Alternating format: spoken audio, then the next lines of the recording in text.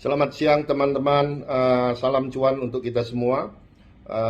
Hari ini saya coba membahas ada beberapa pertanyaan dari teman-teman tentang ARB berjilid-jilid. Pak, kenapa sih ada saham yang ARB berjilid-jilid? Oke, setiap saham tentu punya kasus per kasus yang berbeda. Tapi saya coba ingin membahas di sini siapa sih yang melakukan transaksi setiap harinya di suatu saham itu yang perlu kita ketahui dulu. Jadi tentunya dalam transaksi setiap harinya ada buyer, ada seller. Yang diwakili masing-masing buyer dan seller itu diwakili mulai dari trader paling besar, yaitu liquidity provider. Jadi godfather-nya adalah liquidity provider. Dia adalah market maker yang cukup besar, yang menguasai market dan pasar pada umumnya di bursa efek kita. Setelah liquidity provider ada yang namanya block trader, ya. Block trader ini juga pecahan daripada grup liquidity provider itu sendiri, karena pada saat melakukan transaksi mereka bisa acting sebagai buyer, tapi dalam waktu yang bersamaan juga mereka juga bisa acting sebagai seller. Jadi buyer dan seller, satu orang bisa menjadi buyer dan seller secara bersamaan. Ya, jadi Anda nggak usah heran bahwa memang di market ya seperti itu. Jadi yang pertama tadi adalah liquidity provider yang paling besar. Terus kedua, pecahan daripada liquidity provider baik grup mereka sendiri ataupun orang lain, itu namanya block trader. Mereka juga pemain besar, rata-rata punya duit 50 sampai 100 M.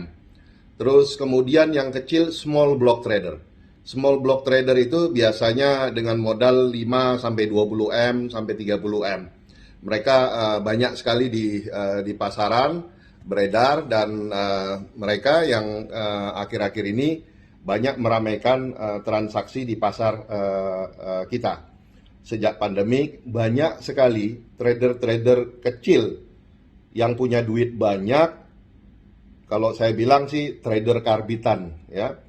Mereka punya duit banyak, merasa oh ternyata menggerakkan saham itu gampang. Dengan beli otomatis sahamnya bergerak naik. Ya memang kalau kita belajar ilmu konsep kering gulung, menggerakkan pasar itu gampang. Kita ada cash, emosi pasar pasti bisa kita gerakkan, ya.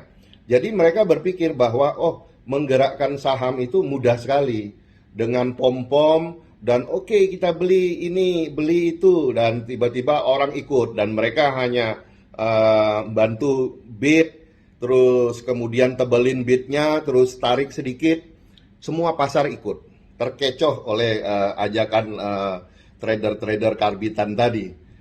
Akhirnya apa? Dari trader karbitan itu mereka merasa bahwa cari duit gampang.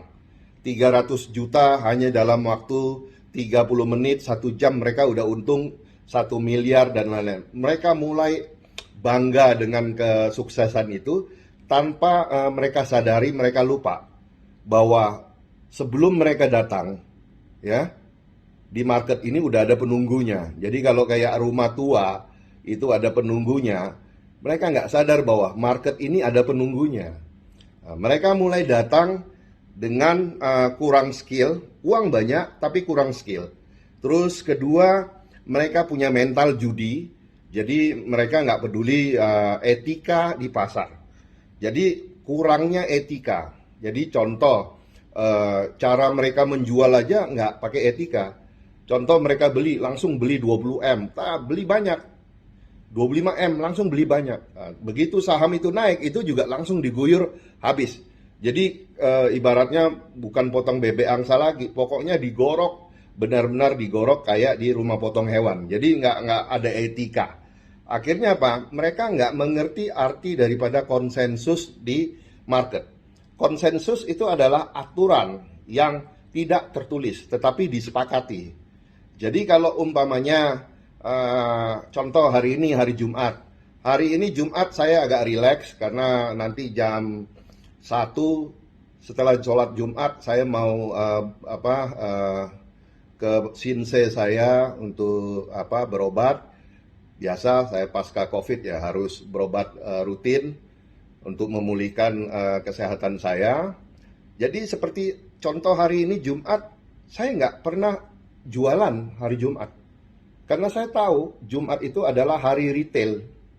Jadi saya nggak pernah jualan hari Jumat. Saya jualannya itu ya Senin sampai Kamis. Jumat itu biasanya saya nada aja lah. Diguyur pasar ya saya terima ya. Ada yang jual ya saya terima ya. Karena saya mau meyakinkan bahwa Senin masih jalan saham ini. Jadi mereka tidak berpikir wah ini market maker balik badan ataupun bubar jalan. Tidak. Ya, jadi hari Jumat itu biasanya hari di mana kita tidak pernah melakukan penjualan ataupun net sell. Terus kemudian konsensus tadi tidak dipahami. Akhirnya mereka masuk pasar ugal-ugalan, nggak tahu sopan santun.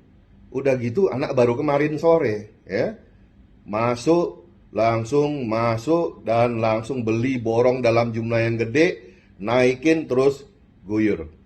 Nah, sekali dibiarin, 2 kali dibiarin, lama-lama mereka boleh punya uang banyak, tapi mereka tidak ingat bahwa market maker selain punya uang banyak, mereka punya barang yang banyak, ya. Jadi disangkutin itu semua.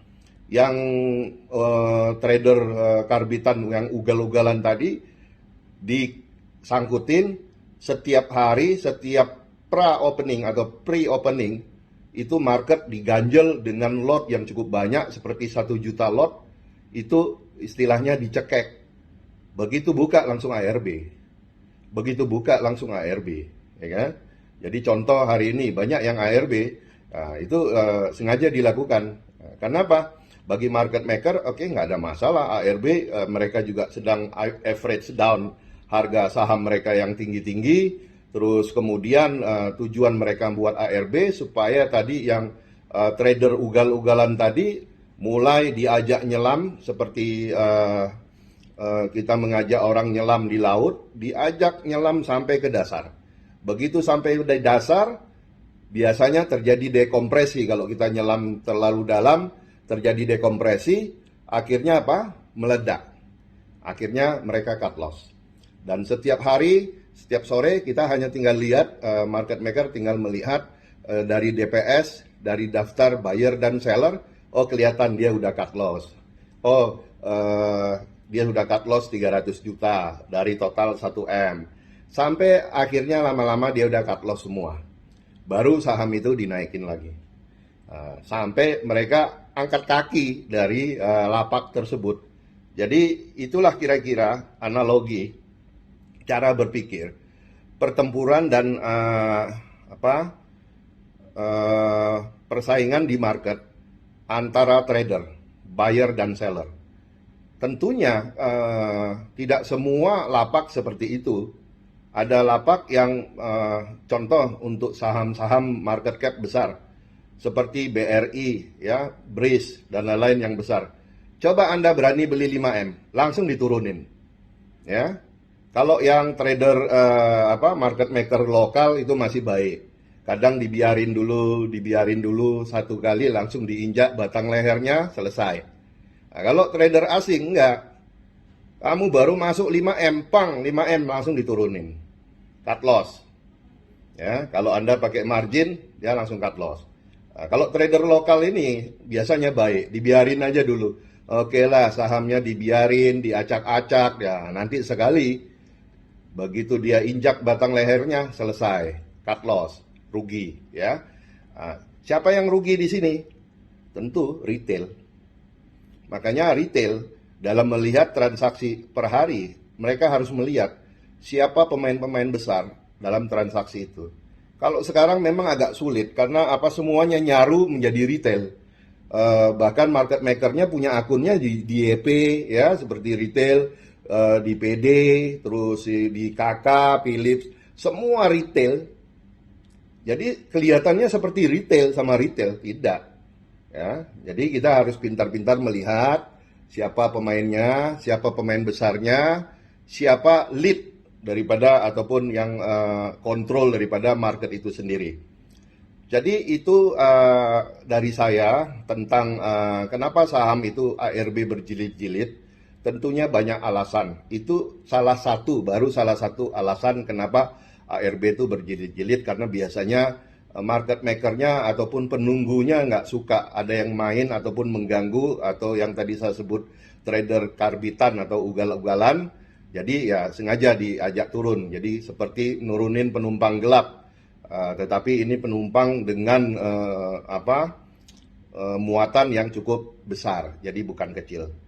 Jadi itu saja dari saya tentang kenapa saham ARB berjilid-jilid.